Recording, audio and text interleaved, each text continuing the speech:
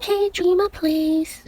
Hi guys, welcome back to my channel. So I'm gonna apologize first for making yet another video about my thoughts, and I promise this will be the last of it, okay? I'm not quitting the game, if some of you are wondering. Seven Nights to me is a pretty chill game, okay? Usually I just farm my rubies, do the dailies, and farm more rubies, that's all. I'm just slightly disheartened and a little exhausted. I have two plans to talk about in this video, as well as some of my other thoughts that I've been thinking about throughout the whole night and day. The first plan is that I will not be pulling for Red Grid anymore. I've spent about 2,000 rubies on her, on the gacha, which means it's about 8 pulls and I'm really done. Okay, I'm gonna save my rubies for the next hero. Okay, I don't see a difference she will make at the moment, or maybe because it's not 5v5 yet, but you know, to me, in 5v5, I think things are a lot more intense.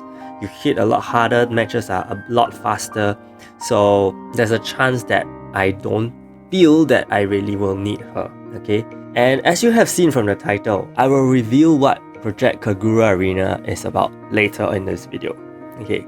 Back to what I was saying, I'm a bit tired of the way things are communicated and eventually handled. He made another developer's notes.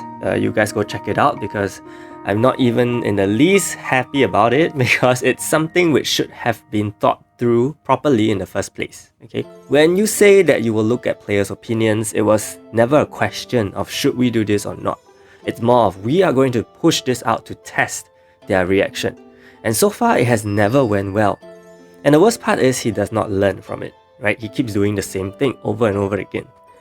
I understand that a game cannot be 100% player driven because then where do developers stand? Developers do need to make firm decisions on how they want the game to improve. But here's the thing, is there really improvement? Have these things been tested out by the developers and teams themselves? And if so, can they actually provide footage from test servers to convince players? I remember there used to be such situations in the past by DevSpike, right? And I also feel that are they observing how players are playing, or are they only concerned with how much the whales are paying? Because the entire Abyss item fiasco is a sign that they are completely ignorant and oblivious of regular players, you know, and are just pushing out new content and packages based on immediate income. The Abyss patch was very controversial because the gap between a whale and a regular player was 1 day to get one Abyss item and 3 months to get the first one for regular free-to-play players. Now that is insanely big. Like, I don't know how they thought that was okay. Okay, I don't know how they thought that free-to-play players would actually hang in there for 3 months just to get one Abyss item, okay? Furthermore, the Abyss items were just upgrades of Celestial items, which makes it even more retarded, you know, that we are getting newer tier items to replace things that are just slowly reaching free-to-play players. So yeah, I don't know. It just feels to me that they are watching the income. Prime heroes as well, every 2 months just makes them more annoying than desirable. Surely they are strong and broken, and surely, you know, the satisfaction of getting one copy is incredibly amazing, I can assure you. I'm sure all of you feel the happiness when you get one copy. But the pace of their arrival is very debatable. And I think it's very obvious that the entire game is PvP oriented right now, right? The slant exponentially grew in the recent updates. Like, we have 7v7, then we have the so-called Abyss items for PvP, and then we have, you know, all these arena changes. I suddenly just feel very overwhelmed and pressured by all these arena changes, okay? Whether it's understandable or not, well, I'm not too sure, but I'm very certain that there has been a manpower shrink for the team caring about Seven Nights. And you know, maybe just focusing on arena is actually a cost-saving method because less resources are allocated, you know, in designing just one mode. But can we really blame the current team, you know? From the day they decided to stray away from the Korea server, they were already taking a huge risk. And some things have been done better, definitely. there are some things. But the number of players who have left over the past few years is something that they can't ignore. And yet I feel that they became more determined to be different as time goes by. Which is very ironic and unfortunate. And I don't know if there was any bad blood between the New World server and the Korea server, but here we are. And last night I was talking to a couple of Taiwanese content creators. I joined their live stream, and he mentioned this thing which I found very true.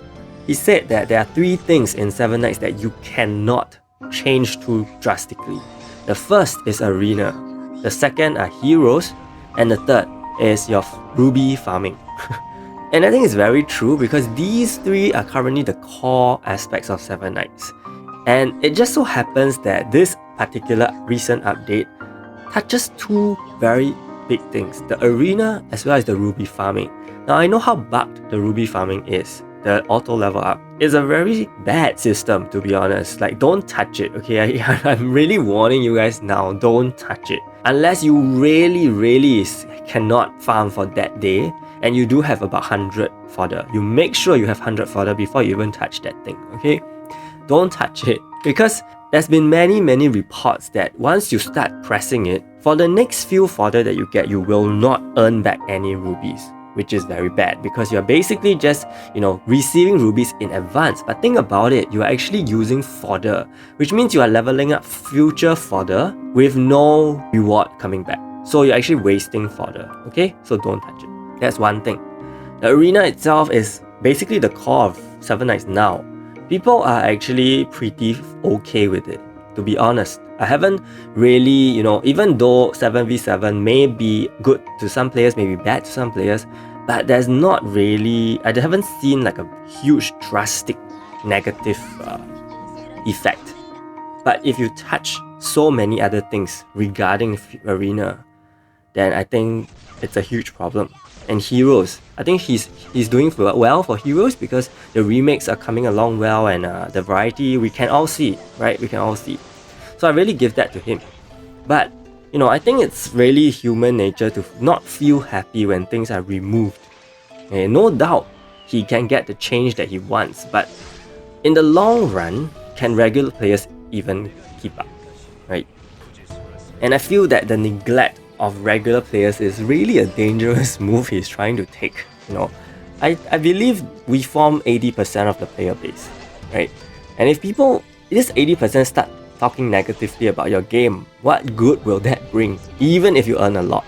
And maybe it doesn't matter because all he needs is to show an annual profit report.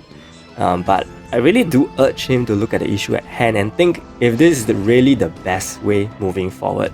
Seven Knights is a growing franchise. Like, there's still so many things about to come for Seven Knights. Like, does he really want to ruin that brand? Okay.